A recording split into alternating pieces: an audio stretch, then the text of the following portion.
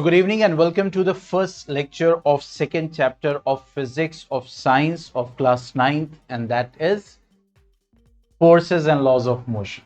ठीक है, तो पहले चैप्टर में हमने पढ़ा कि एक्चुअली मोशन क्या है, मींस जब बॉडी अपनी पोजीशन को चेंज करती है। फिर हमने ये पढ़ा कि भाई जाहिर सी बात है मोशन हो रहा है तो बॉडी चेंज हो रही है, चाहे वो हमने की हो या किसी के इन्फ्लुएंस में की हो। तो ये चैप्टर जो है बेसिकली ये बताएगा हमें कि बॉडी की पोजीशन चेंज हो क्यों रही है। समझ में, बॉडी की पोजीशन क्यों चेंज हो रही है, और एक है कि बॉडी की पोजीशन चेंज ही नहीं हो रही है। पहले तो ये समझा पहले चैप्टर में कि मोशन है क्या, बॉडी की पोजीशन चेंज होती है टाइम के रेस्पेक्ट में तो वो मोशन, कि बॉडी की पोजीशन चेंज नहीं होती है तो मोशन नहीं है, सिंपल। लेकिन अब हम ये पढ़ेंगे कि कोई भी बॉडी जो पोजीशन चेंज करती है तो वो क्यों करती है। अगर एक बॉडी रेस्ट में थी, होता है ना कि घर में बोलते हैं कि जाओ जरा पानी ले आओ, अरे ये अच्छे खासे में बैठा हो, अभी आके बैठा था या अभी आके बैठी थी, और जो है वो अभी अभी गए थे वहीं पे पानी मांग लेते। ठीक है, तो आपका जो स्टेट ऑफ रेस्ट होता है वो मोशन में चेंज अम्मा बाप करवा देते हैं या फिर जो है भाई बहन करवा देते हैं, क्योंकि जाहिर सी बात है आपसे बड़े हैं तो आपके ऊपर डोमिनेट होंगे ही होंगे वो।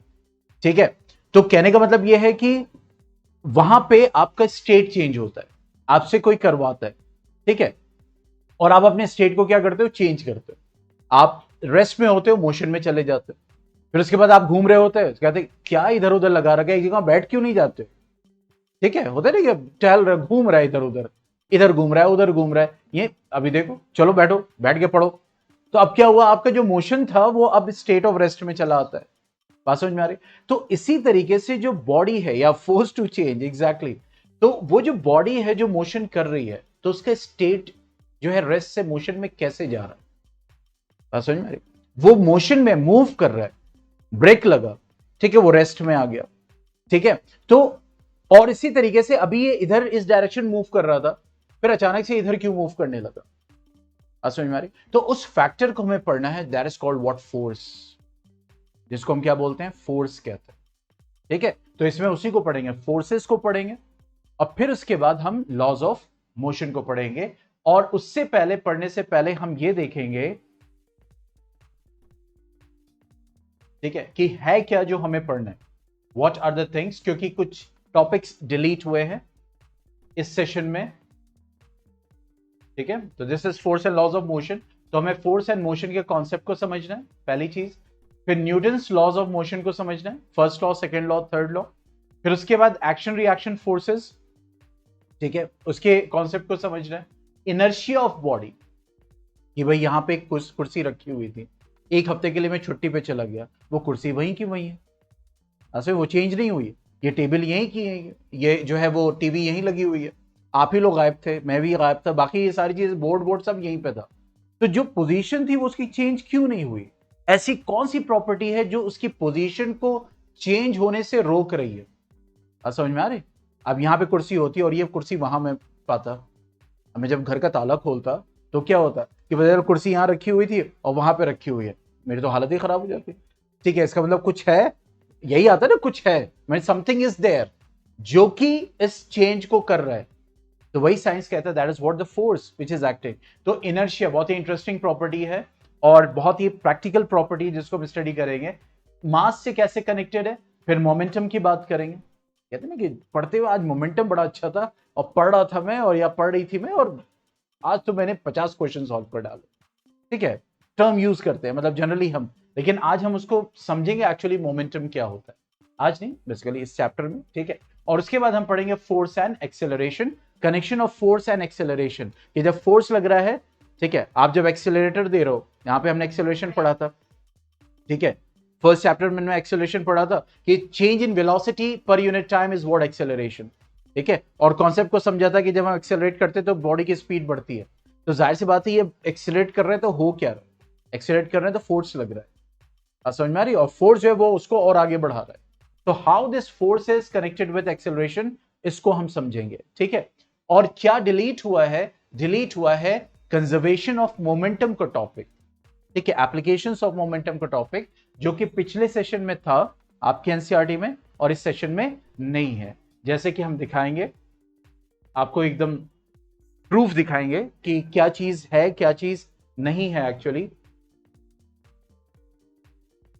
ताकि आप लोग को पढ़ने में और समझने में आसानी हो। लेकिन क्वेश्चंस जो हैं वो बहुत इंपॉर्टेंट है।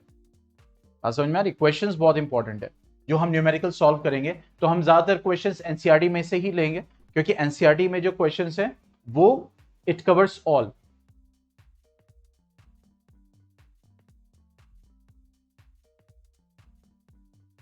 थोड़ा जल्दी खुल जाए और ज्यादा नहीं है, नहीं तो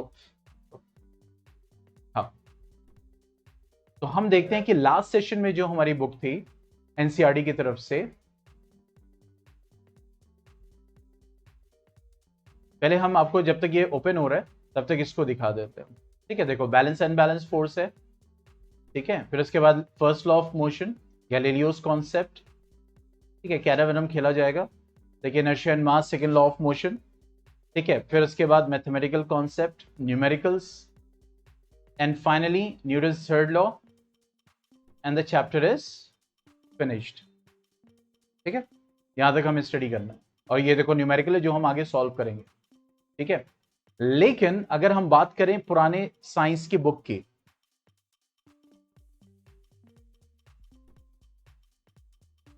यह है ओल्ड।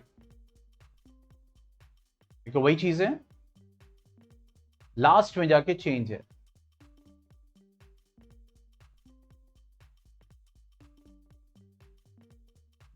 ये सारे क्वेश्चन सॉल्व करेंगे क्योंकि सारे क्वेश्चन इंपॉर्टेंट है इसके। ठीक है, अब देखो कंजर्वेशन ऑफ मोमेंटम, ये टॉपिक डिलीटेड है, अब ये टॉपिक नहीं रहेगा, आगे भी नहीं रहेगा। ठीक है, तो कंजर्वेशन ऑफ मोमेंटम का टॉपिक जो है वो डिलीटेड है।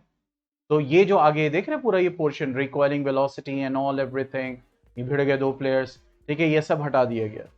ठीक है, बात समझ में आ गई? क्या पढ़ना है समझ में आया, और क्या नहीं पढ़ना है ये समझ में आ गया। तो कंजर्वेशन ऑफ मोमेंटम टॉपिक नहीं है। ठीक है, so let's start about it now. Let's start with what? Force. ठीक है, फोर्स की अगर हम बात करें तो फोर्स बचपन में पढ़ा था, बचपन नहीं अभी 8th क्लास ही गुजरा है। ठीक है, और उसमें भी ये चैप्टर है। ठीक है, किस नाम से? 8th क्लास में। Yes, that is force and pressure. ठीक है, और उसमें भी हमने स्टडी किया था फोर्स के बारे में, और वहां पे एक सिंपल डेफिनेशन दी गई थी, अ पुश और पुल, यानी किसी को धक्का दे देना जो कि अक्सर होता रहता है, और या किसी खिंचाई कर देना। ठीक है, पुल, दैट विल बिकम, खिंचाई करते ही रहते हैं। ठीक है, तो अ पुश और pull is consider to be what? A force. लेकिन यहां पे थोड़ा सा और आगे बढ़ जाएंगे। ठीक है, क्योंकि अभी हमने जो इंट्रोडक्शन में दिया, इतना भारी भरकम जो इंट्रोडक्शन दिया इस चैप्टर का, तो उसमें हमने क्या डिस्कस किया? हमने चेंज इन पोजीशन की बात की। ठीक है, कि मोशन से चीजें रेस्ट में आ जा रही हैं। ठीक है, रेस्ट से आप मिस कर गए उस चीज को, तो आप उसको रिकॉर्डेड लेक्चर से देख लीजिएगा, शुरू के 5-6 मिनट। ठीक है, कोई चीज रेस्ट में है तो वो मोशन में आ जा रही है। ठीक है, डायरेक्शन उसका चेंज हो जा रहा है। ठीक है, ये देखिए आपके सामने जादू। ठीक है, यहां पे ये क्या है? कपड़ा। ठीक है, अब इसका शेप देखो, अब देखो शेप क्या हो गया? चेंज हो गया। आज समझ में आ रही? तो कुछ है ना जो शेप को चेंज कर रहा है, भाई भूत प्रेत कुछ ना कुछ तो है। ठीक है, तो यहां पे वही चीज है, इस शेप को क्या कर रहा है? चेंज कर रहा है। ठीक है, तो ये जो शेप चेंज हो रहा है ये भी किसी वजह से हो रहा है। ठीक है, तो कहने का मतलब ये है कि ये जो कर रहा है क्या, रेस्ट से मोशन में, मोशन से रेस्ट में, डायरेक्शन चेंज, शेप चेंज, ये सब कुछ क्या है? फोर्स की वजह से। असल में सब कुछ क्या है? फोर्स। तो ये कैरेक्टरिस्टिक हम डेफिनेशन में डालेंगे। ठीक है, तब जाके हमारे फोर्स की डेफिनेशन क्या होगी? कंप्लीट होगी। तो क्या हम लिखेंगे कि force is an external effort, okay, in the form of push or pull, which may move। अब देखो यहां पे क्या टर्म यूज है, मैं इसको अंडरलाइन कर रहा हूं, मे।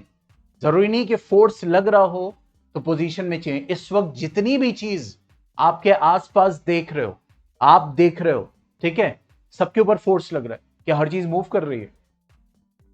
नहीं मूव कर रही है। ठीक है, यहाँ पे देखो सब कुछ रखे, मैं आपके सामने बैठा हूँ, पिछले 1 घंटे से बैठा हूँ। ठीक है, तो क्या मैं पता खिसकता चला जा रहा हूँ? ठीक है, ऐसा तो नहीं हो रहा है। ठीक है, आप मूव करते हुए आए हो, लेकिन अब आप आगे बैठ गए हो। ठीक है, या तो अब्बा अम्मा के डर से आए हो, या तो पढ़ाई के शौक से आए हो, या कह रहे पैसे दिए जा चुके हैं तो जब जाके जो है वो उसका वसूल कर लो अच्छे से। ठीक है, तो बहरहाल तो कुछ ना कुछ है, कुछ ना कुछ एक एक जिसको कहते हैं ना, एक पुश है जो आपको ढकेलता है। अब भाई कल एग्जाम है, एक अंदर से आ रहा है ना। ठीक है, कल एग्जाम है, फेल हो गए तो या तो पिटाई पड़ेगी, अगर फेल हो गए तो वो वाली चीज नहीं मिलेगी। ठीक है, पास हो गए तो वाली चीज, कुछ ना कुछ आपको ड्राइव करता है। तो इसी तरीके से यहां पे भी अगर साइंस की बात करें तो कह रहा है कि force is not which will always, it may what move, it may move a body at rest. ठीक है, अ बॉडी एट रेस्ट और stop a moving body।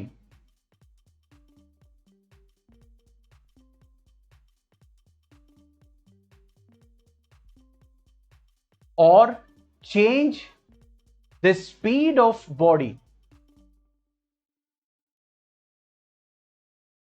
देखो ये सब क्या है, ये सब इफेक्ट ऑफ फोर्स। देखो move, stop, change the speed of the body or change the size or shape of the body or change the direction of the body। बात समझ में आ रही है? तो इसीलिए हम फोर्स को नहीं देखते हैं, we cannot see force। ठीक है कि अरे लगता हुआ जा रहा है, क्रिश थोड़ी हो जाएंगे कि पता चला कि आइसक्रीम जा रही है। ठीक है, उसने जो आइसक्रीम जबान से खींचा तो पता चला क्रिश ने पूरा देख लिया। ठीक है, हाँ उसे जो है कौन, मेरा कजन नहीं, हाँ एक छोटा सा बच्चा था, वो पता चला कि वो होता शॉर्ट्स में, तो मैं ऐसे ही बैठा हुआ था, तो जो है वहां पे पता चला जबान और यूं, तो मैंने कहा ये कौन है, तो कह रहा क्रिश। मैंने कहा अच्छा दिखाओ जरा। तो फिर उसके बाद जो है उसने ये तो यूं ऐसे देख रहा है। ठीक है, तो मुझे अभी याद आ गया। ठीक है, तो मैंने कहा कि you can not see force but you can see the effect of force. तो ये सब क्या है, ये सब इफेक्ट है कि बॉडी मूव हो रही है, बॉडी रुक रही है, स्पीड चेंज हो रही है। ठीक है, साइज चेंज हो रहा है, शेप चेंज हो रहा है, डायरेक्शन चेंज हो रहा है, ये सब क्या है, इफेक्ट ऑफ फोर्स। ठीक है, तो यहां पे हम लिखेंगे एज अ रिमाइंडर कि we cannot see force, we cannot see force, we can see the effect of force.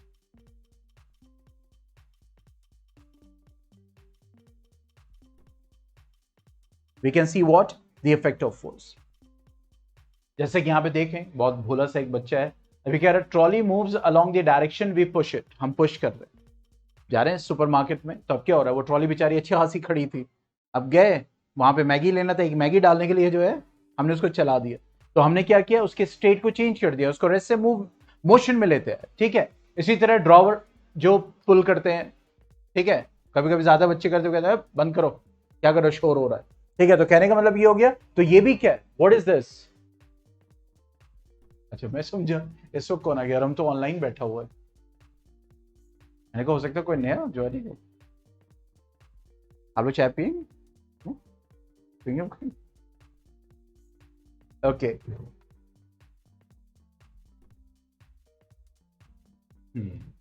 Okay, now coming to the next, that hockey stick hits the ball forward. ठीक है, इसी तरीके से इस spring को देखो, stretch कर रहे हैं तो क्या हो रहा है, शेप चेंज हो रहा है, साइज चेंज हो रहा है। ठीक है, इसी तरीके से आप बॉल के देखो तो इसका क्या चेंज हो रहा है, शेप। तो ये जो कर रहा है, जो दिख नहीं रहा है लेकिन उसका इफेक्ट दिख रहा है, that is what known as force. वो जो एफर्ट है उसको हम फोर्स कहते हैं। इसमें कोई डाउट, इतने भारी भरकम इंट्रोडक्शन में किसी को भी कहीं भी कुछ डिस्कस करना चाहते, कोई एक्सपीरियंस शेयर करना चाहते, ये बहुत ही प्रैक्टिकल ये चैप्टर है। यस सर, कुछ शेयर करना चाहेंगे, ऐसा कोई फोर्स लगा हो अब्बा की तरफ से है? Yes, Any experience you want to share? Junaid, and who else is there? Madiha, नहीं Aram. नहीं तो फिर आगे बढ़ते हैं. And that will call it what? Balance or unbalanced forces.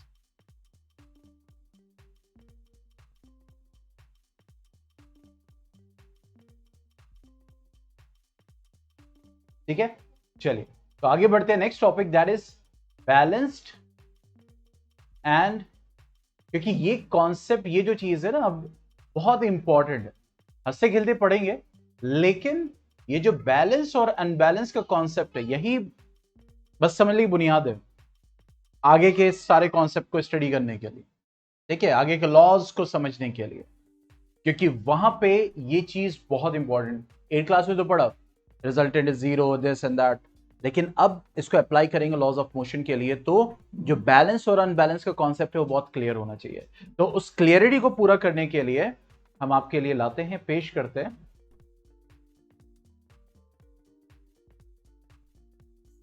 पेट का साइमुलेशन. ठीक है, अब इससे हम एक तो विजुअलाइज करेंगे अच्छे से.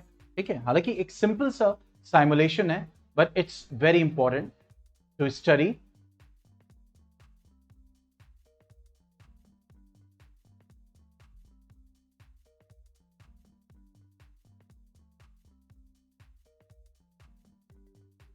I think this is of mathematics, balancing, equality या गेम. हाँ, इससे भी काम कर जाएगा. ठीक है, देखिए मैं अभी थोड़ा सा, क्योंकि पुश और पुल की बात हो रही है, तो इस पे आप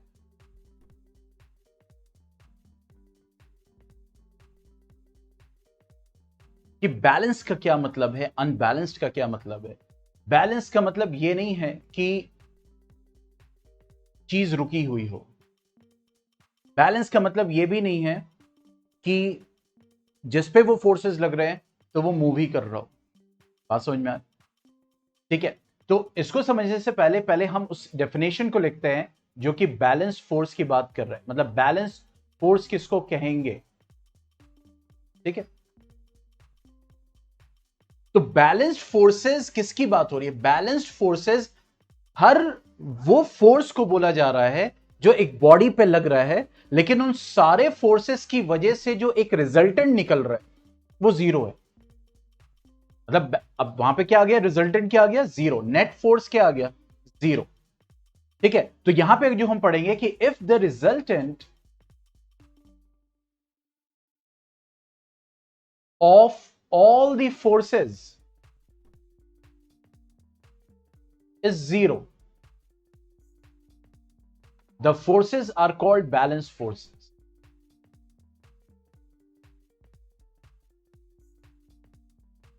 उसको हम बैलेंस फोर्सेस कहते हैं.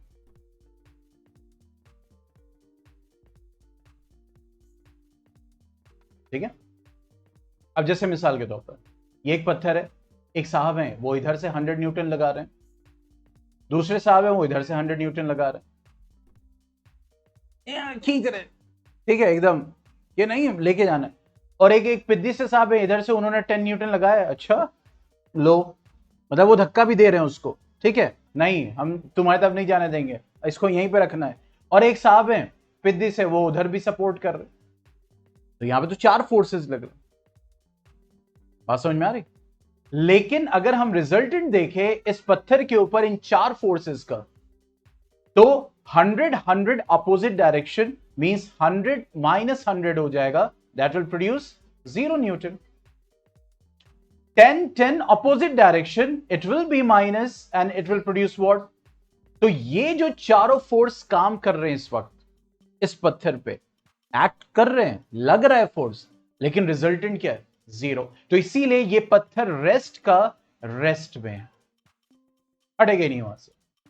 सारी मेहनत बेकार, पसीने पसीने वर्क हो रहा है. साइंस कह रहा वर्क नहीं हो रहा है, वर्क एनर्जी में पढ़ेंगे. साइंस कह रहा वर्क नहीं हो रहा है, लेकिन हम पसीने पसीने हो रहा है, एनर्जी भी खर्च हो रही. तो यहां पे इस कॉन्सेप्ट को समझो. यहां पे बहुत इंपॉर्टेंट चीज मैंने आपको बताई. क्या मैंने लास्ट में बोला, जो रेस्ट में है वो कहां पे है, रेस्ट में. इस चीज को कनेक्ट करना, इस चीज को माइंड में रखना, इसको भूलना नहीं. यही बेस है, मैं बता रहा हूं. समझ में आ रहा है? तो इसका मतलब क्या हुआ कि बैलेंस फोर्स है तो रिजल्टेंट क्या होगा, जीरो होगा। तो यहां पे जो इस वक्त पत्थर था वो रेस्ट में, वो कहां है, वो रेस्ट में ही। इसलिए जो कुर्सी ये रखी हुई है इसके ऊपर फोर्सेस लग रहे हैं। यहाँ पे कैमरा है, ये बुक है, ये जो चाय है, ये सब जो है इसके ऊपर फोर्सेस लग रहे हैं, लेकिन अल्टीमेट फोर्स क्या हो रहा है, रिजल्टेंट क्या हो रहा है, जीरो। इसीलिए ये चीज रेस्ट में अगर है तो वो रेस्ट में ही है, मूव नहीं कर रही है। ठीक है, तो इसका मतलब ये हुआ कि स्टेट चेंज नहीं हो रहा है। क्या फोर्स लग रहा है कि नहीं लग रहा है, लग रहा है ना। A force is something which will change the state of motion, which will change the state of rest, which will change the direction. तो यहां पे जब ये बात बोली जा रही है कि फोर्स स्टेट को चेंज कर देता है, वो रेस्ट से मोशन में ले आता है, वो मोशन से रेस्ट में ले आता है, डायरेक्शन चेंज करता है, स्पीड चेंज कर देता है, ये कर देता है, वो कर देता है।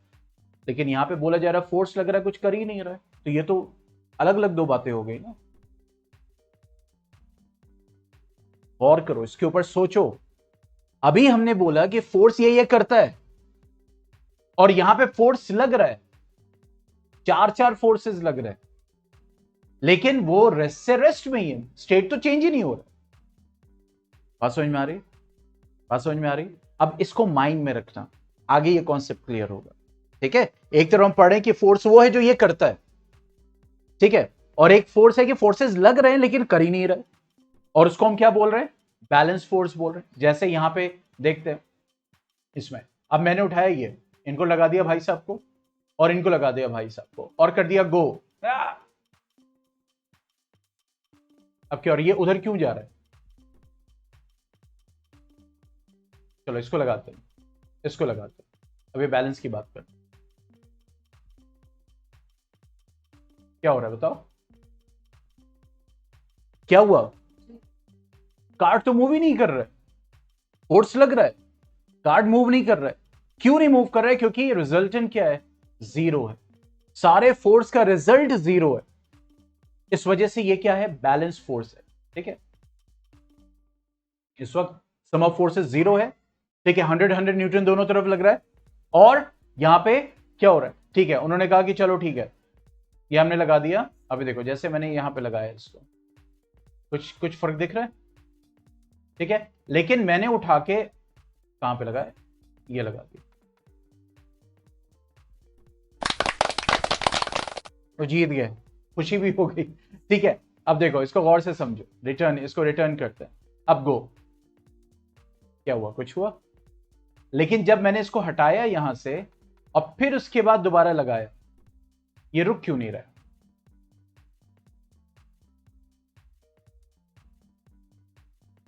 why it is not stopping?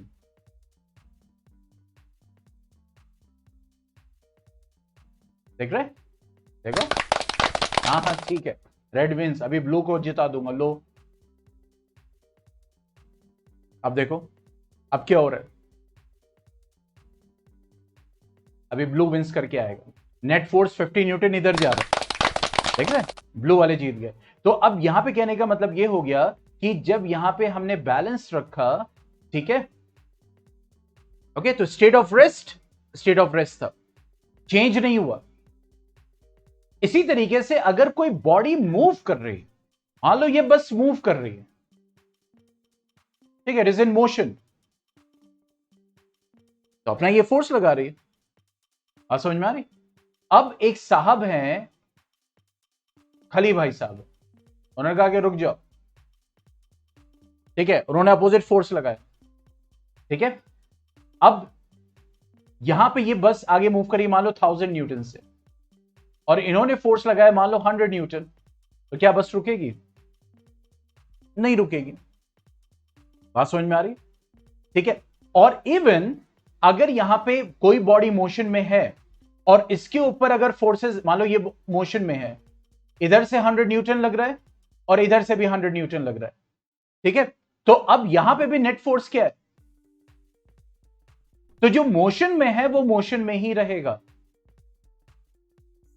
बात समझ में आ रही, जो मोशन में है वो मोशन में रहेगा।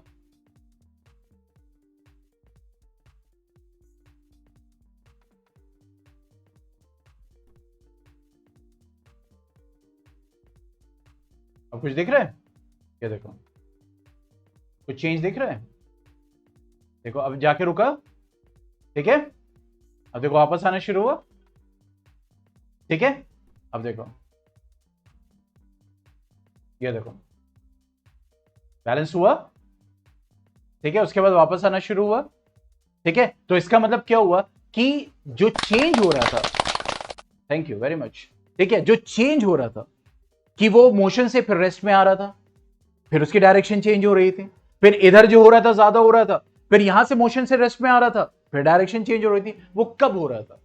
बैलेंस था कि अनबैलेंस था? देखो फिर से देखो गौर से, अब इन रीडिंग्स पे देखना, इन रीडिंग्स पे देखना, इस वक्त क्या है, इस वक्त क्या है, यहां पे 200 न्यूटन, यहां पे 200 न्यूटन, बहुत गौर से समझना है इसको, ठीक है। अब मैंने इसको उठा के नीचे किया, ये कुछ रीडिंग पे दिख रहा है, सम ऑफ फोर्सेस, अब मैंने इसको यहां पे उठाया, अब जरा देखो, देखो अब 150 न्यूटन इधर आ रहा है, ठीक है, क्या यहां पे जीरो है? ठीक है, अब देखो फिर से देखो, हाँ ओके, अब यहां से फिर से देखो, यहां पे क्या आ रहा है? जीरो, ठीक है, अब यहां पे क्या आया? ठीक है, मोशन में आ गया, मैंने इसको लगाया, यहां पे क्या आ रहा है? ठीक है, मोशन में है, मोशन में ही है, अब जैसे ही मैंने इसको अनबैलेंस किया, वापस आ जाओ, ठीक है, अब देखो क्या हो गया, तो क्या यहां पे जीरो है? यहां पे जीरो है? नहीं है, तो इसका मतलब है कि जब रिजल्टेंट जीरो नहीं है, वहां पे इफेक्ट दिखाई दे रहा। देखो जब रिजल्टेंट जीरो था, जीरो था, तो जो रेस्ट में था वो रेस्ट में था, जो मोशन में था वो मोशन में था, लेकिन जब इफेक्ट हमें जो चेंज दिखाई दे रहा है कि मोशन से रेस्ट में आ जा रहा है, रेस्ट से मोशन में चला जा रहा है, डायरेक्शन पहले ऐसे थी फिर उसके बाद ऐसे हो जा रही, ये कब हो रहा है? यस, जब रिजल्टेंट कब है, क्या है रिजल्टेंट, क्या है? That is unbalance. इसलिए जो रोल प्ले कर रहा है कोई इफेक्ट प्रोड्यूस करने में, चाहे वो स्टेट चेंज करना हो, रेस्ट से motion, motion to rest, change in speed, change in direction, change in shape, change in size, वो सब कौन करेगा? Unbalance force.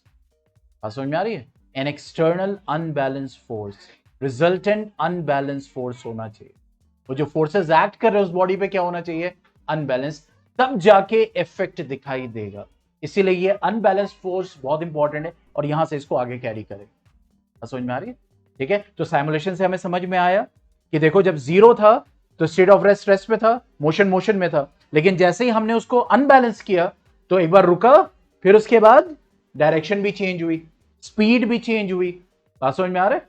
ठीक है, वैल्यूज भी चेंज हुई, सब कुछ हुआ कब?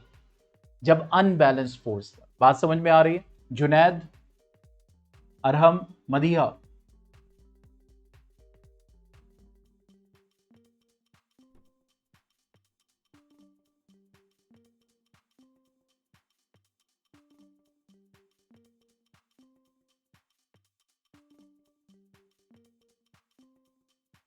तो यहां पे क्या लिखेंगे? If the resultant of all the forces acting on a body, okay, is not zero, ये this one is not zero, it's not zero right now। अभी 100 न्यूटन इधर है तो इसीलिए इफेक्ट इधर दिखाई दे रहा, ठीक है, इफेक्ट इधर दिखाई दे रहा, सॉरी स्क्रीन पे ऐसे में जाऊंगा, ठीक है, बात समझ में आ रही? ठीक है, क्या 100 न्यूटन इधर है ना रिजल्टेंट, तो देखो मूवमेंट किधर है, कार्ट किधर मूव कर रहा है? इधर ही मूव कर रहा है ना, जिधर रिजल्टेंट होगा उधर जाएगा, ठीक है। तो coming to this back, if the resultant of all the forces acting on a body is not zero, the forces are called unbalanced forces। तो अब यहां से एक चीज आपके दिमाग में बैठ जानी चाहिए, अगर आपको फोर्स का इफेक्ट दिखाई दे रहा है तो इसका मतलब उस बॉडी पे जो फोर्सेस लग रहे हैं वो बैलेंस लग रहे हैं, अनबैलेंस लग रहे हैं। और अगर नहीं इफेक्ट दिखाई दे रहा है, अगर कुछ नहीं फर्क पड़ रहा है, तो इसका मतलब still the forces which are acting on that body is balanced. अब देखो ये जो है चाय का कप, यहां से यहां आया है ना, अब ये इफेक्ट दिखाई दिया ना, तो इसका मतलब इस कप पे क्या लगा? अनबैलेंस। और ये इतनी देर से बेचारा 2-3 मिनट से ऐसे ही था, रेस्ट का रेस्ट में था, तो इस वक्त इसके ऊपर क्या लग रहा है, सारे जो फोर्सेस लग रहे हैं वो क्या है, बैलेंस फोर्सेस। ठीक है, चलिए तो कुछ एग्जांपल्स तो हमने सिमुलेशन से स्टडी कर लिए और कुछ एग्जांपल्स और देखते हैं, क्योंकि सारे मैंने एग्जांपल्स देखो जो बुक में लिखा हुआ है ना वो मैंने आपको प्रैक्टिकली बताया चीजें। ठीक है, बुक में लिखा हुआ बुक है, ठीक है, ये है वो है फला जो भी लिखा होगा, यहाँ पे हमने देखा सिमुलेशन से कार्ड को मूव होते हुए देखा, हमें इफेक्ट दिखा कि भाई जैसे ऐसे अनबैलेंस हो रहा है स्पीड डाउन हो रही है, ठीक है, फिर उसके बाद डायरेक्शन चेंज हो रहा है, वो कब हो रहा है, जब अनबैलेंस फोर्स है। बहुत इंपॉर्टेंट ये कॉन्सेप्ट, ठीक है। अब इसी का एग्जाम्पल ले लेते हैं, मान लो एग्जाम्पल्स में एक टेबल है, अब इसके ऊपर एक कप रखा हुआ, ठीक है, और इसमें जो है चाय भरी हुई है, इतनी है, हाँ, ठीक है।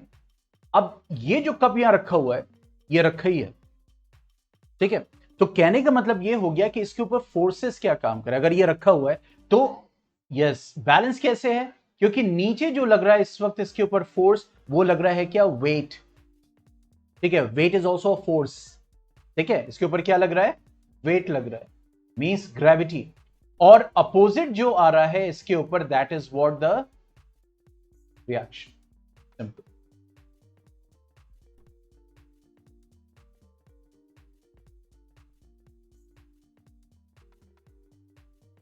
अब जरा गौर से समझो इसको, अब ये कप रखा हुआ है, अगर मैं अब इसके ऊपर इधर से फोर्स लगाऊं, ठीक है, और ध्यान से समझना है, क्या ये कप मूव करेगा, जब तक फोर्स मैं इधर नहीं लगा रहा था।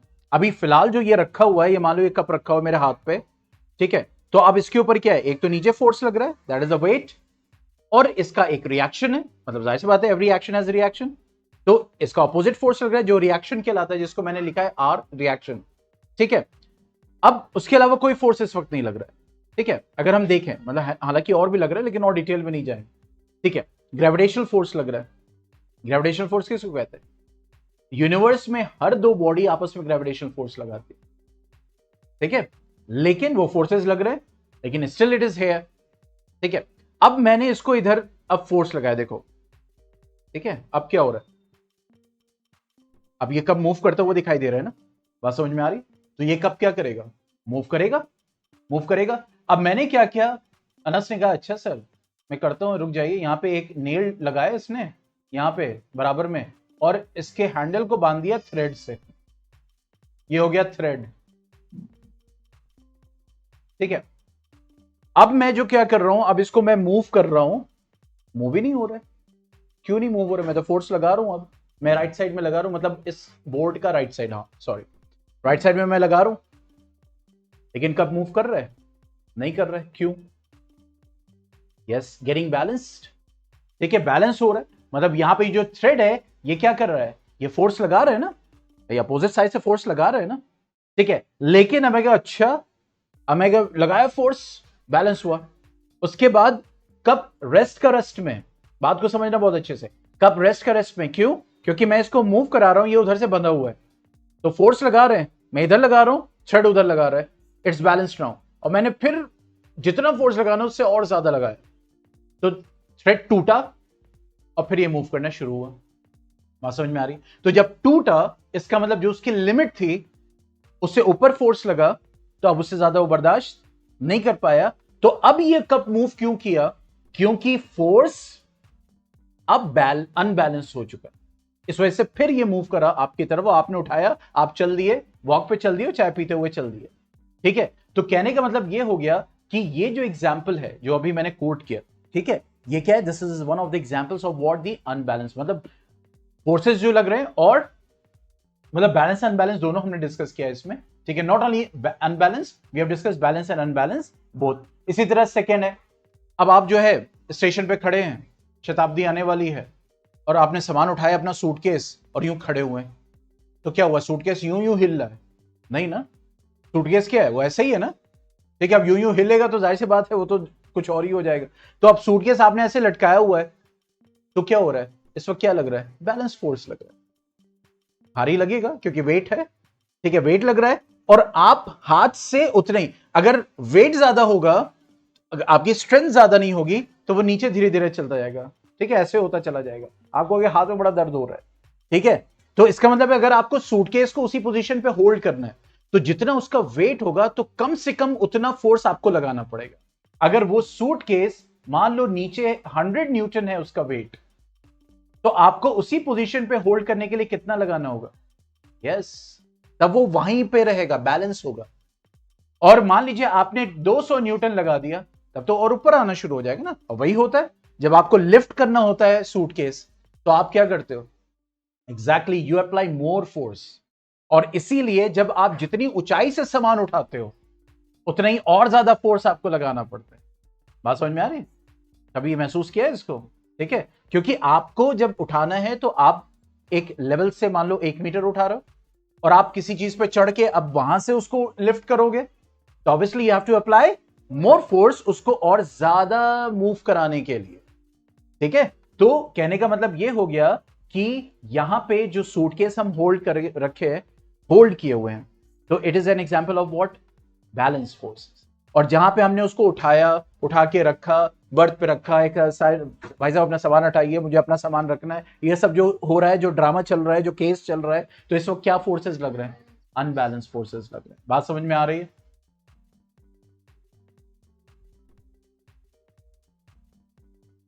अभी एक एग्जांपल मैंने दिया, जैसे टग ऑफ वॉर होता है, ये भी टग ऑफ वॉर समझ लो। ठीक है, तो यहां पे इस वक्त क्या है? इस वक्त अनबैलेंस फोर्स है। ठीक है, और यहीं पे मैंने लगा दिया कि भाई साहब चलो तुम भी आ जाओ, और फिर उसके बाद ये क्या हो गया? बैलेंस फोर्स हो गया। तो टग ऑफ वॉर जो है वो भी क्या है? That is a kind of balance and unbalance. जाहिर सी बात है जीतता वो है जो ज्यादा फोर्स अपनी तरफ अप्लाई करता है, क्योंकि अगर बैलेंस होगा तो जीत कभी नहीं होगी, सब लोग बोर होकर चले जाएंगे, प्राइस किसी को नहीं मिलेगा। तो वहां भी जरूरी क्या है? There should be unbalanced forces. Got it? ये चैप्टर है 9th में, 10th में? 9th में हो गया, कवर हो गया? इतनी है, उससे ज्यादा है? अच्छा इतनी ओके अच्छा, कुछ और अब तुम लोग एग्जाम्पल बताओ मुझे। है तो एग्जाम्पल्स बहुत सारे, कुछ एग्जाम्पल ऐसे बताओ जो बैलेंस अनबैलेंस फोर्स को तुम समझ पा रहे हो। ये बैलेंस फोर्स है इस वजह से ये है, अनबैलेंस फोर्स है इस वजह, जैसे मैंने कहा सूटकेस लटकाया हुआ है आपने, आपने बैलेंस फोर्स लगाया हुआ है। कैसे बैलेंस फोर्स हो रहा है? जो उसका वेट है उसको आप बैलेंस कर रहे हो, आप अपने हाथ से उतनी ही अपोजिट फोर्स लगा रहे हो। ठीक है, जैसे मैंने एग्जाम्पल दिया। आप मुझे एग्जाम्पल दो। यस, अरहम, मदीहा, एग्जाम्पल दीजिए। और कौन है? Junaid, if you want to turn on your mic, mic भी ऑन कर सकते हैं अगर कुछ एक्सप्लेन करना चाहते हैं।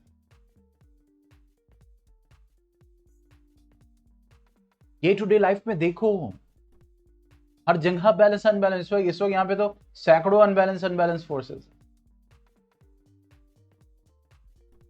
ये इतना बड़ा टीवी लटका हुआ है बैलेंस फोर्स की वजह से। आपने ड्रिल किया, स्क्रू किया, उसको टाइट किया कि जो उसके वेट को बैलेंस करे। इस वक्त जो स्क्रू लगा हुआ है वो उसके वेट को क्या कर रहा है? अच्छा, इसके स्क्रू कैसे लगे हुए? बहुत मोटे स्क्रू लगे हुए, चिन्नी मिन्नी से नहीं लगे हुए। ठीक है, अगर चिन्नी मिन्नी से स्क्रू लगाएंगे तो क्या होगा? अगर इलेक्ट्रिशियन बोलेगा अरे भाई साहब इतने बड़े से स्क्रू लगा दो टंग जाएगा, ठीक है, तो क्या टंगेगा? वो नहीं टंगेगा। क्यों? ये जो आप बता पा रहे हो, बोल पा रहे हो, उसको क्यों बोल पा रहे हो? नहीं तो क्या आपने पहले से पहले पढ़ा था जाके इलेक्ट्रिशियन से बोलने के लिए? मैंने कहा ना कि ये चीजें हो रही हैं। इस वक्त जो आपके पीछे बुक शेल्फ रखी हुई है, जो बुक रखी हुई है, ये शेल्फ जो टंगी हुई है, मतलब रखी हुई है, बेसिकली इसको बांधा हुआ है, ऐसे थी। ठीक है, लेकिन इसको करके मैंने इसको क्या हुआ? टाई किया हुआ है। तो जब टाई कर दिए तो अपने पोजीशन पे, तो अपनी पोजीशन पे ही है। क्यों है? Yes, balance forces. आपने देखा होगा बॉल रोल करती है ग्राउंड में, तो अब क्या होता है? रोल करती है, रोल करते करते रुक जाती है। तो रुक क्यों गई? मोशन में थी, रेस्ट में आ गई। क्यों? Unbalance forces. क्योंकि वहां पे जो ग्रास थी या जो भी सरफेस था वो आगे पड़ेंगे कैसे? तो उसने अपोजिट फोर्स लगाया, फ्रिक्शन लगाया। ठीक है, जिसकी वजह से फोर्सेस अनबैलेंस्ड हुए और वो धीरे धीरे धीरे धीरे क्या हुई? वो धीरे धीरे क्या हुई? धीरे धीरे क्या हुआ?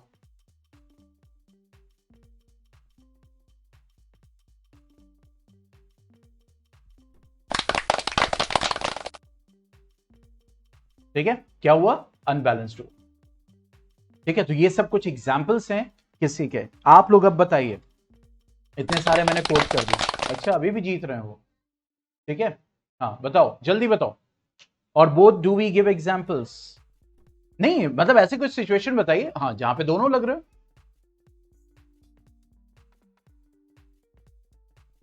लिफ्ट, ओके, कैसे? हम्म हम्म हाँ, सब वहां वहां पहुंच गए। वहां बैठ गए, मतलब जितनी देर बैठे रहे। हाँ, ओके फाइन। चलो, वो वहां पे क्या हो रहा है? अनबैलेंस फोर्स हो रहा है। और कैंटीन में जाके समोसे खाए वो। Yes Junaid, you want to say something good. और आप बताइए, तो ऐसा एग्जांपल आपकी डे टू डे लाइफ से जहां पे आप बैलेंस अनबैलेंस फोर्स को देख पा रही, मतलब वैसे तो नहीं देख पा रहे, कॉन्सेप्ट को देख पा रही।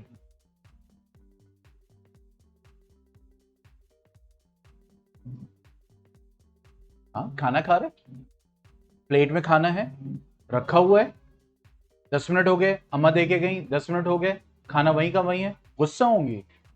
क्यों? क्योंकि वो खाना वहां से आपके मुंह तक नहीं पहुंचा। ठीक है, उस वक्त जो खाना प्लेट में है उस वक्त क्या हो रहा है? बैलेंस फोर्सेस है। अगर अनबैलेंस होता तो वो उछल उछल के आता फिर। ठीक है, तो वो फोर्स आपको लगाना पड़ेगा उसको कैरी करने के लिए, from the plate to the mouth. ठीक है, तो ये जो अब मूवमेंट स्टार्ट हुआ है खाने का, जो वो ट्रेवल कर रहा है, हाथ दिख रहा है, हाथ को हटा दो, एडिट करके हटा दो, तो खाना चलता हुआ दिखाई देगा। और कहां पे आएगा? माउथ में। और आप उसको क्या करोगे? च्यू करोगे। Sticking a paper on a chart, the glue needs to be according to the size of the paper we are saying. Very good, बहुत अच्छा। देखो अब ये कि ग्लू जब लगाते हैं, पता चला कि आपको इतनी बड़ी बुक चिपकानी है, आपने जरा सा ग्लू लगाया, और फिर उसके बाद तो ग्लू क्या कर रहा है?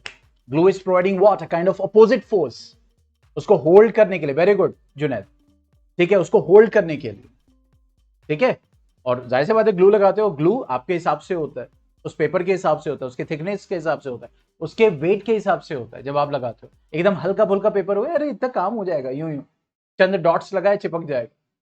ठीक है, so that is also providing what? A kind of. इसलिए आपने देखा होगा कि जब ग्लू से लगा हुआ चिपका हुआ पेपर कुछ दिन बाद गिर जाता है, तो गिर क्यों गया?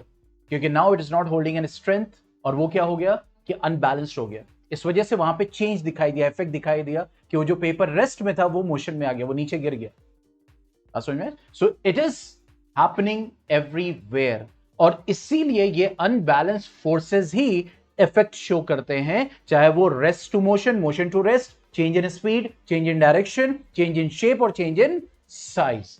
ये सारे इफेक्ट जो हमारे आसपास दिख रहे होते हैं, बात समझ में आ रही है? सबसे बड़ा इफेक्ट मैं हूं। देखो, कभी हाथ इधर जा रहा है, कभी हाथ इधर जा रहा है, कभी फेस एक्सप्रेशन इधर, मसल्स इधर जा रही हैं, उधर जा रही हैं। ठीक है, तो ये भी क्या है? It's a result of unbalance forces which is being applied.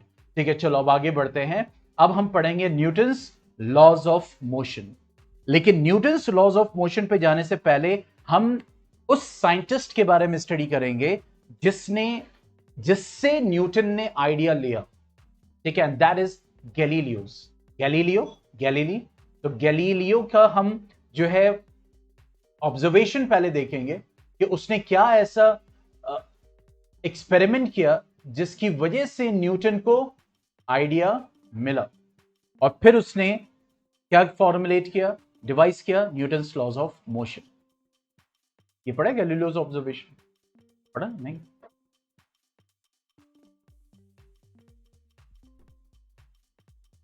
ठीक है, अब देखो, गैलीलियो ने एक एक्सपेरिमेंट किया, बहुत सिंपल एक्सपेरिमेंट था। उसने क्या किया? दो फ्रिक्शनलेस सरफेसेस लिए,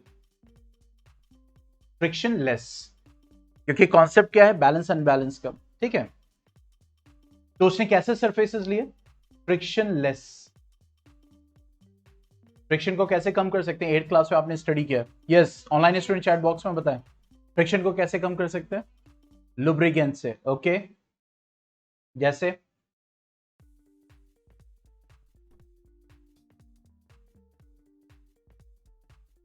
यस, मदीहा, जुनैद, अमीमा, सॉरी अरहम, बताइए, अनस, सारा।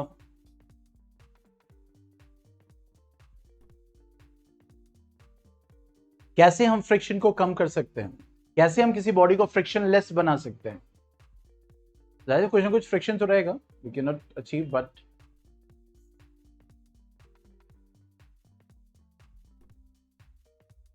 बताएं भाई, हर जगह सन्नाटा छाया हुआ है। 8th क्लास का चैप्टर है ये, फ्रिक्शन एक सेपरेट चैप्टर था।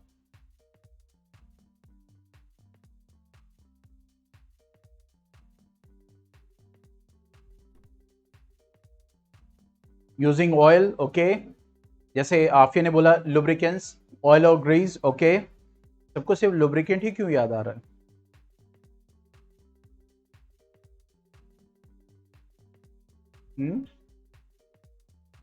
देखो फ्रिक्शन क्या है? It's an opposite force which exist between two surfaces, ठीक है। तो जो टू सरफेसेस के बीच में रफनेस है, इस रफनेस को खत्म करना है, ठीक है। जैसे मिसाल के तौर पर कोई चीज आप घिस देते हो, स्मूथ हो जाती है, ठीक है, और वो क्या हो जाती है, मतलब इट अलाउज मोर मूवमेंट। कोई भी चीज अगर आप घिसते हो, ठीक है, आप देखो वो स्मूथ होती है, तो वहां पे आपने लुब्रिकेंट नहीं लगाया, आपने उस रफनेस को खत्म किया है। बात समझ में आ रही? इसी तरीके से कैरम है, वहां पे आपने पाउडर छिड़का, पाउडर से क्या हुआ, जो अब वहां पे क्या हो रहा है, it's a lubricant? No, it's not a lubricant, ठीक है। लेकिन lubricant is one of the ways to minimize the friction, but that powder is not right now lubricant. वहां पे क्या है कि वो क्या कर रहा है, वो जो सरफेसेस के बीच में कॉन्टैक्ट है, जैसे मिसाल के तौर फ्रिक्शन को समझो, yes, using ball bearings, very good, ठीक है। अब फ्रिक्शन क्या है, अगर आप सरफेसेस को देखो तो जूम करके अगर हम देखें, जैसे एक सरफेस है दो, ठीक है, जैसे ऐसे ही समझ लो, जैसे ये एक ये सरफेस है, एक ही मेरा हाथ है, ठीक है। तो अब इसका ये समझो और इसका ये समझो, तो जाहिर सी बात अगर दोनों को देखोगे तो रफ ज्यादा कौन है, ये वाला है, ठीक है। लेकिन हमारे ऊपर भी देखो बहुत सारे रिजेस पड़े हुए natural, it is for what, to increase the friction. ये जो रिजेस पड़े हुए हैं ये किस लिए हैं, इससे रफनेस आ गई है हाथ में, ठीक है। कुछ लोग कहते हैं कि अरे यार ये पता नहीं क्या बहुत ज्यादा, अरे क्या, ये it's a natural thing, it is to increase friction, it is creating what, roughness on your palm. अब रफनेस इतना भी नहीं होना चाहिए कि किसी को छुओ तो छिल जाए, ठीक है, उतना स्मूथनेस तो मेंटेन करना पड़ेगा। तो कहने का मतलब ये हो गया, अगर आप इसको जूम से देखो, जूम करके देखो, तो it's a kind of, it is having a kind of interlocking like this, ऐसे। बात समझ में आ रही है? ऐसे two surfaces are having what, at very minute level they are having what, a kind of interlocking. तो अगर ये ऐसे जाके फंस रहा है, तो जितना ये फंसेगा उतना ज्यादा फोर्स लग रहा है। और अगर ऐसा कुछ हम कर दें कि ये फंसे ना, ये ऐसे निकल जाए, समझ रहे हो, ऐसे, ठीक है, ऐसे निकल जाए, तो क्या होगा, फ्रिक्शन उतना ही कम। तो या तो आप ग्रीस प्रोवाइड करो, ऑयल प्रोवाइड करो। पाउडर क्या करता है, वो जो कैरम का सरफेस होता है और जो आपका स्ट्राइकर का सरफेस होता है, उसके बीच में कांटेक्ट को मिनिमाइज कर देता है पाउडर, क्योंकि वो पाउडर पे फिर फ्लो करता है। बात समझ में आ रही? जिसके अंदर इंटरैक्शन क्या है, मिनिमल हो जाता है, किससे, सरफेस से, कैरम के। तो जिसकी वजह से वो क्या होता है, वो स्मूथ मूव करता है स्ट्राइकर। वही आप पाउडर हटा दो, तो आप देखो, आप रखो स्ट्राइकर, करोगे फुस, उतनी दूर जाएगा बस 2 सेंटीमीटर। लेकिन वही पाउडर रख दोगे तो क्या करेगा, it will, yes, you have minimize the interaction between the two surfaces, ठीक है। तो इसलिए बॉल बियरिंग्स यूज करते हैं, आप देखो साइकिल में भी होते हैं, हैंडल में बॉल बियरिंग्स, छोटी छोटी बॉल्स होती है, उसको डालते हैं, हैंडल मूव करना है, बाइक्स में भी होता है, हर जगह होता है।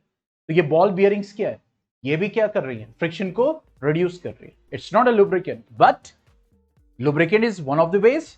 तो कहने का मतलब ये हो गया, तो उसने क्या लिया, फ्रिक्शन लेस सरफेस लिया, मींस स्मूथ सरफेस लिया।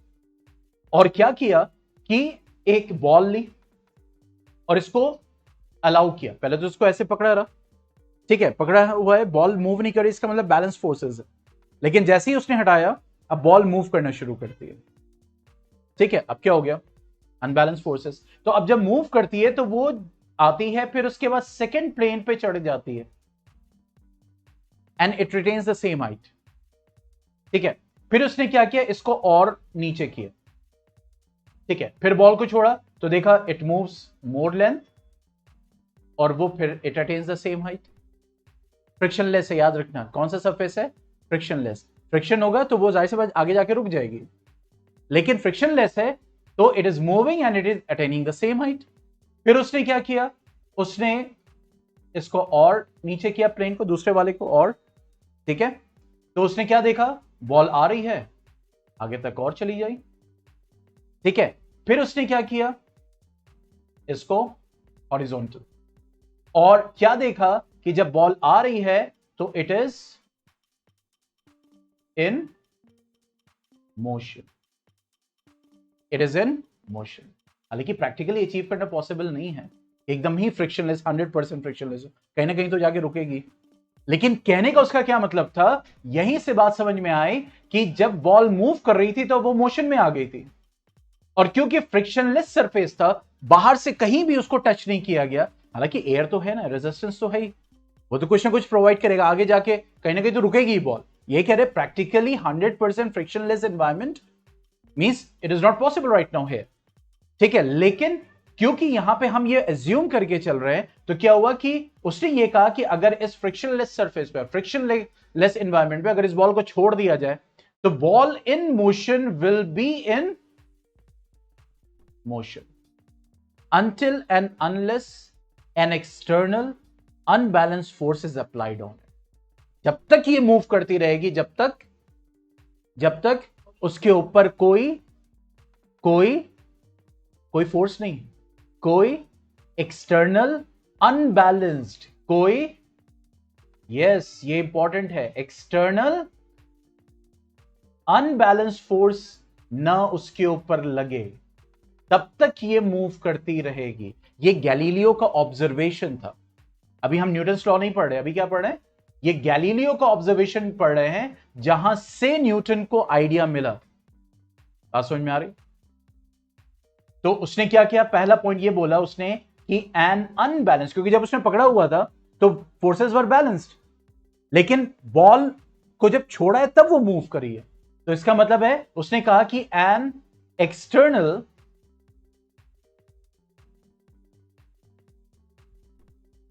unbalanced force is required to initiate the motion। मैंने कहा ना कि कोचिंग बंद करके गए और एक हफ्ते बाद आए घर से, तो पता चला चेयर यहां नहीं है, वहां घर के अंदर मिल रही। तो क्या बोला कि external unbalance force is required to initiate a motion.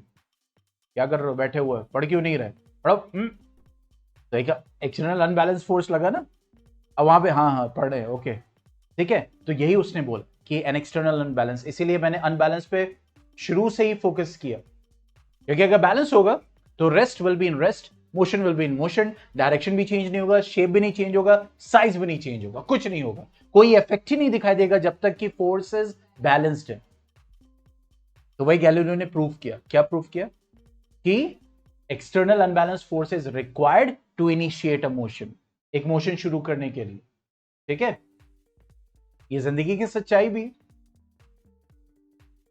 But no, यहां पे बहुत इंपॉर्टेंट है, but no unbalanced, okay, net force is needed to sustain uniform motion, ठीक है। मतलब अब एक तो मोशन शुरू हो गया, अब मोशन को मोशन में ही रखना है, तो वहां पे आपको कुछ अनबैलेंस फोर्स वहां पे रिक्वायर्ड नहीं है, ठीक है। वहां पे क्या रिक्वायर्ड है, बैलेंस फोर्स। आप उसको छोड़ दो, बॉल चलती रहेगी, बॉल विल मूव। ऐसे स्पेस में हो, स्पेस में क्या है, देयर इज नो रेजिस्टेंस, खाली है। समझ में आ रही? तो जो चीज एक बार मूव कर गई तो वो क्या कर रही है, मूव कर रही है, देयर इज नो रेजिस्टेंस, कोई अपोजिट रेजिस्टेंस है ही नहीं। बात समझ में आ रही है? कोई अपोजिट रेजिस्टेंस नहीं है, तो हमारे एटमॉस्फेयर में है ना, ठीक है। हम जब मूव कर रहे हैं तो उधर से रेजिस्टेंस आ रहा है, जो हमारे पास इनविजिबल मॉलिक्यूल्स है आसपास, in the form of air, ठीक है। लेकिन वहां पे क्या है, तो यही उसने कहा कि अगर मोशन में लाना है तो वहां तो अनबैलेंस फोर्स की रिक्वायर्ड है, लेकिन चाहते हो तुम कि अगर ये बॉल मोशन से मोशन में ही रहे तो वहां पे कुछ जरूरत नहीं है, वहां पे no unbalance net force is needed, उसकी जरूरत ही नहीं है। जरूरत नहीं है अनबैलेंस की, तो किसकी जरूरत है, बैलेंस्ड की। बात समझ में आई, किसकी जरूरत है, बैलेंस की। तो ये कॉन्सेप्ट है गैलीलियोस ऑब्जर्वेशन का, तो कल इसके बाद मतलब इसके आगे बात शुरू करेंगे, that is Newton's 3 laws, first law, second law and third law. कोई घर में आया था यस बात समझ में आई?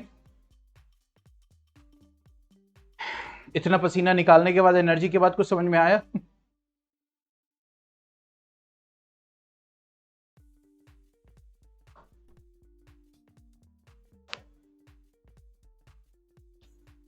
हाँ भाई,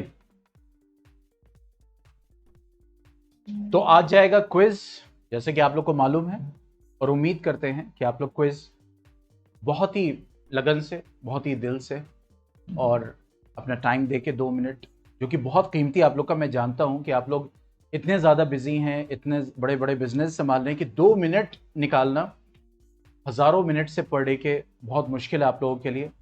बट मेरी ये रिक्वेस्ट रहेगी कि आप लोग ये 2 मिनट जो है वो निकाल लीजिएगा, ताकि मेरी ये जो टाइपिंग मेहनत है वो थोड़ा वसूल हो जाएगी और मैं जान पाऊंगा कि कितना आप समझ पाए। नहीं तो और चिल्लाऊंगा फिर कल, ठीक है, और एनर्जी से। क्यों? क्योंकि an external unbalance force is required to initiate something, इसीलिए लोग लगाते हैं यहां से निकल ले, क्योंकि एक्सटर्नल अनबैलेंस फोर्स चाहिए, या तो किसी को बस आंख दिखा दो, वही एक्सटर्नल फोर्स की तरह काम करता है। ठीक है, चलिए फिर कल मिलते हैं। Okay then, good bye, take care, अस्सलाम वालेकुम।